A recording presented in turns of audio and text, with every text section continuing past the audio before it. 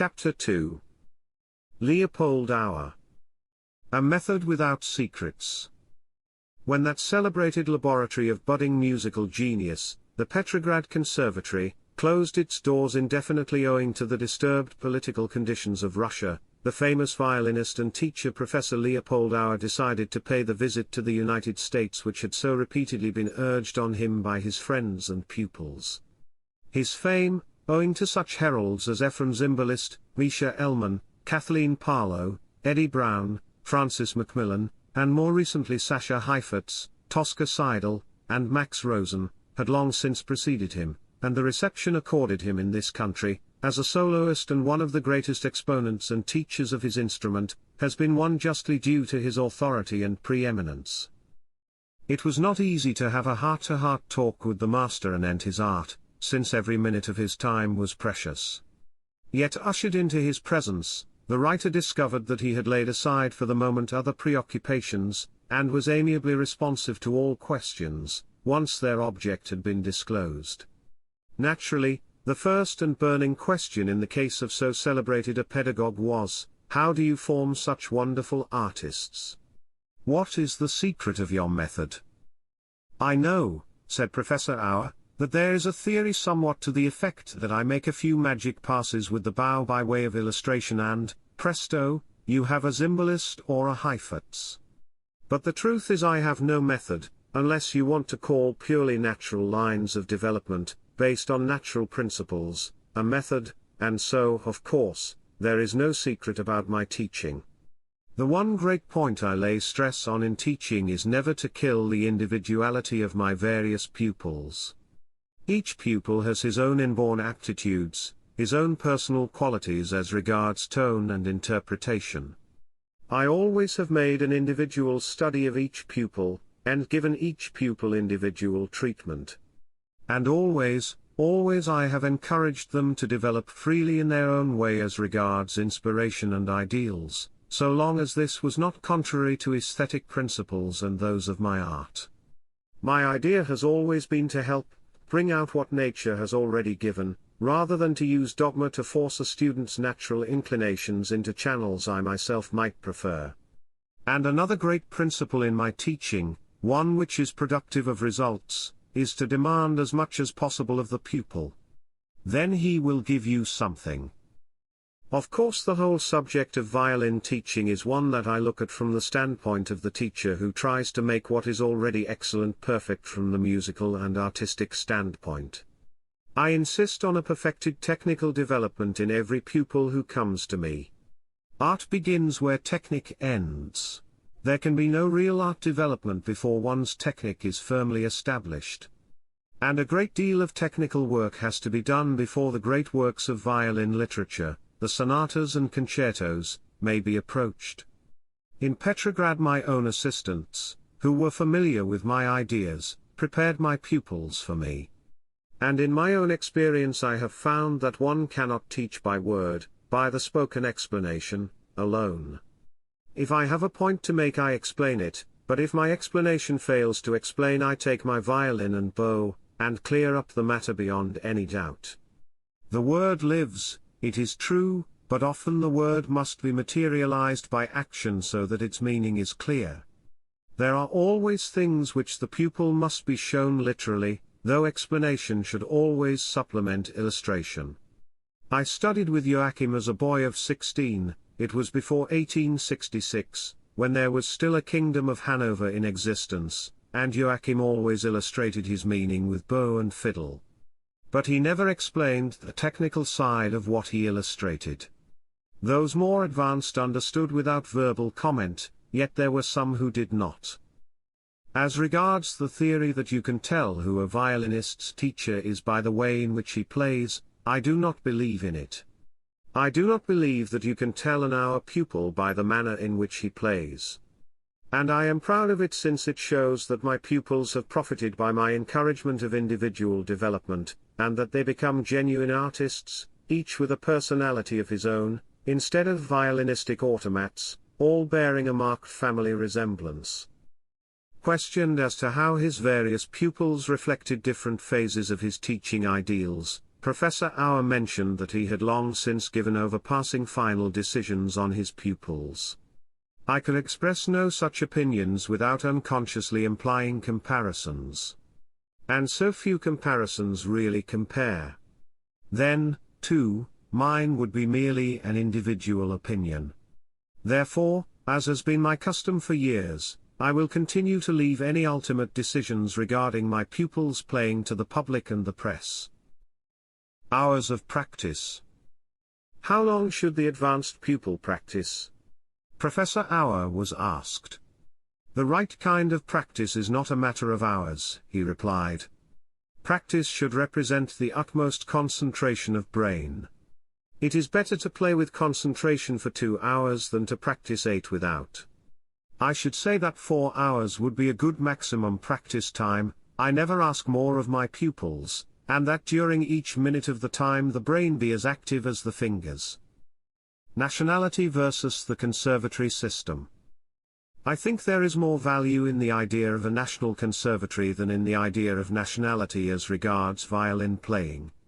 No matter what his birthplace, there is only one way in which a student can become an artist, and that is to have a teacher who can teach. In Europe the best teachers are to be found in the great national conservatories. Thibaut, Issei, artists of the highest type, are products of the conservatory system, with its splendid teachers. So is Kreisler, one of the greatest artists, who studied in Vienna and Paris. Eddie Brown, the brilliant American violinist, finished at the Budapest Conservatory. In the Paris Conservatory the number of pupils in a class is strictly limited, and from these pupils each professor chooses the very best, who may not be able to pay for their course, for free instruction. At the Petrograd Conservatory, where Wieniawski preceded me, there were hundreds of free scholarships available. If a really big talent came along he always had his opportunity. We took and taught those less talented at the conservatory in order to be able to give scholarships to the deserving of limited means. In this way no real violinistic genius, whom poverty might otherwise have kept from ever realizing his dreams, was deprived of his chance in life. Among the pupils there in my class, having scholarships, were Kathleen Parlow, Ellman, Zimbalist, Heifetz, and Seidel. Violin Mastery. Violin Mastery. To me it represents the sum total of accomplishment on the part of those who live in the history of the art. All those who may have died long since, yet the memory of whose work and whose creations still lives, are the true masters of the violin, and its mastery is the record of their accomplishment. As a child I remember the well-known composers of the day were Marschner, Hiller, Nicolai and others, yet most of what they have written has been forgotten. On the other hand there are Tartini, Nardini, Paganini, Kreutzer, Don't, and Rode, they still live, and so do Ernst, Sarasate, Vuitton, and Wieniawski. Joachim, incidentally the only great German violinist of whom I know, and he was a Hungarian. Though he had but few great pupils, and composed but little, will always be remembered because he, together with David, gave violin virtuosity a nobler trend, and introduced a higher ideal in the music played for violin. It is men such as these who always will remain violin masters, just as violin mastery is defined by what they have done. The Bach Violin Sonatas, and Other Compositions. Replying to a question as to the value of the Bach Violin Sonatas, Professor Auer said, "My pupils always have to play Bach. I have published my own revision of them with a New York house. The most impressive thing about these Bach solo sonatas, is they do not need an accompaniment, one feels it would be superfluous. Bach composed so rapidly, he wrote with such ease, that it would have been no trouble for him to supply one had he felt it necessary. But he did not, and he was right.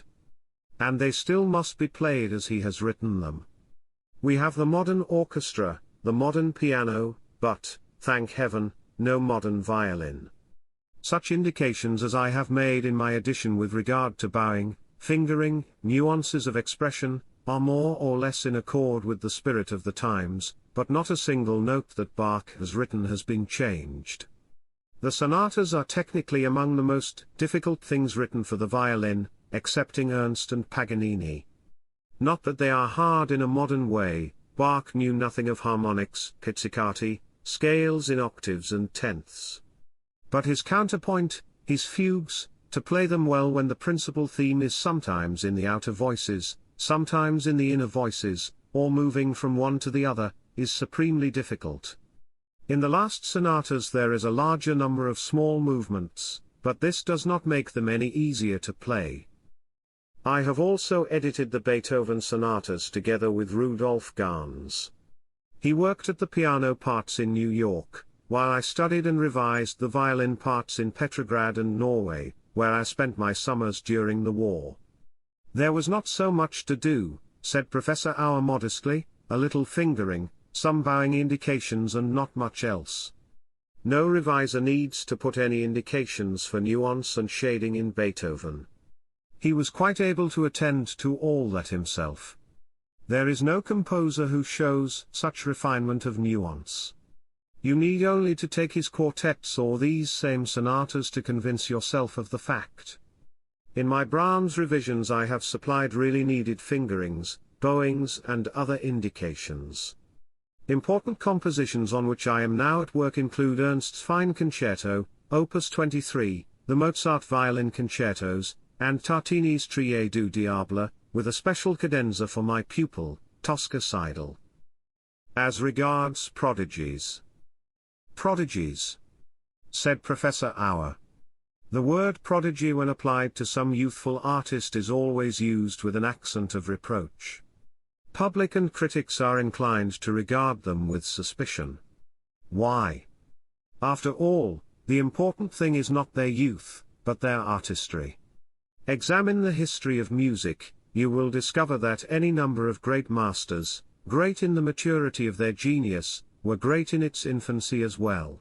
There are Mozart, Beethoven, Liszt, Rubinstein, Dolbear, Hoffmann, Scriabine, Wieniawski. They were all infant prodigies, and certainly not in any objectionable sense. Not that I wish to claim that every prodigy necessarily becomes a great master. That does not always follow. But I believe that a musical prodigy, instead of being regarded with suspicion, has a right to be looked upon as a striking example of a pronounced natural predisposition for musical art. Of course, full mental development of artistic power must come as a result of the maturing processes of life itself. But I firmly believe that every prodigy represents a valuable musical phenomenon, one deserving of the keenest interest and encouragement. It does not seem right to me that when the art of the prodigy is incontestably great, that the mere fact of his youth should serve as an excuse to look upon him with prejudice, and even with a certain degree of distrust.